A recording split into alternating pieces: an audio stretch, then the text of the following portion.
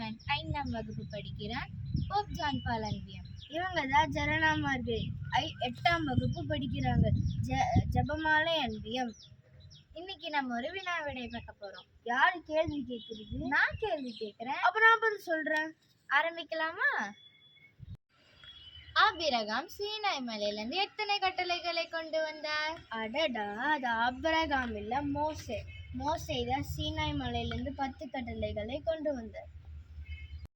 பவுல் எத்தனை வெள்ளிக்காசுக்காக ஆண்டவரை கட்டி கொடுத்தார்? இல்லப்பா, அது பவுல் இல்ல, யூதாஸ். யூதாஸ் தான் 30 வெள்ளிக்காசுக்காக இயேசுவை காட்டி கொடுத்தார். முன்னாடி நீங்க இப்ப கேள்வி கேட்டீங்களா, முன்னாடி நான் பதில் சொன்னேன்ல, இப்ப நான் கேள்வி கேட்கிறேன், நீங்க பதில் சொல்லுங்க. சரி, சொல்றேன்.